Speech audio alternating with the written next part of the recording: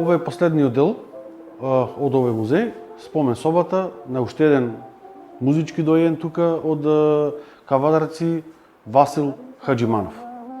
Да, Васил Хаџиманов е роден во Кавадарци 1906 година.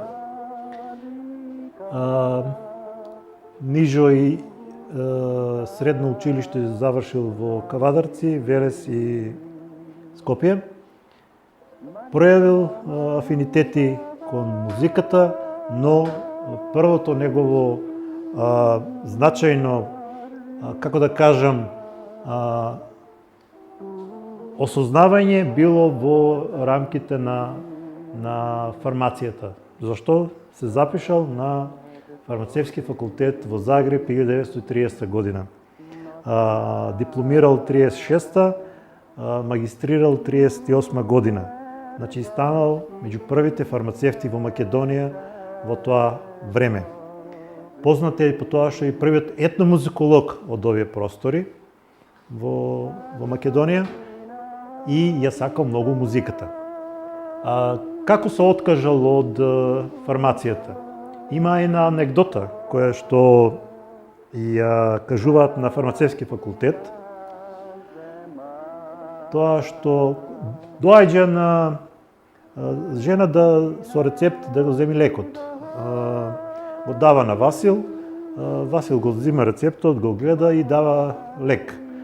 По 5 минути од сета работа Васил сватил дека дал сосема друг лек и почнал да размислува, ја не сум за аптекар, за фармацевт, јас сакам да свирам. Така да во Кавадарци формира во 38 година фолклорна група која што сака да го представи сета традиција на секаде каде што ќе патуваат. Со фолклорната група, ова е таа фолклорна група која што нели го представува фолклорот од овој етнички предел Тиквеш на секаде низ Балканот. Почнал и настапи да има со пеење, дури освојувал и награди. Друго, сакам да кажам дека освен што завршил фармација, тој се запишал вонредно и на Виша педагошка школа за музика на Музичката академија во Скопје и ја завршува. Станува и музички уредник на радиотелевизија Скопје, учествува во разни театарски представи, снимање на филмови, документарни филмови и така натаму. Што е гениалноста на Васил Хаџиманов? Гениалноста на Васил Хаџиманов е тоа што во неговиот живот собрал 8000 народни песни. Тој сите тие 8000 народни песни ги запишал со ноти и со текст. Запишени и сите се чуваат во архивот на Република Македонија. Дел од нив, неколку стотици, се обработени во 4 книги, кои што ги имаме ние тука. 4 книги кои што обработени и презентирани да ние ги видиме кои се тие песни, со која тематика. Сигурно таму има и борбени песни, партизански песни, значи трудољубиви песни, нели дел од традицијата на македонецот. Од овие 8000 песни, 800 песни се албански песни снимени и обработени од населени места и села и градови од Македонија. Што е интересно за 1963-та? Освен што е трагичен ден, 26 јули, земјотресот во Скопје, е тоа што тој во тоа време пројавил идеја да она традиционално што е кај македонецот и што го карактеризира македонецот да го пренесе, да го зачува духовното пред се. Мајките, луѓето кои што ги оплакувале покојниците, тој ги снимал со овој магнетофон застанал настрана и ги снимал, за да ги сними тия тажачки, односно тажни песни, така наречени тажни песни.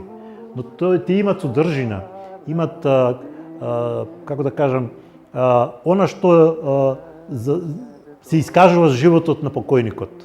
Значи, оно што го следал животот и како го завршил животот на таа ден, каде што се загинети повеќе од 1000 луѓе. Сакам да напоменам како дојде идеја да овие предмети ги добиеме ние.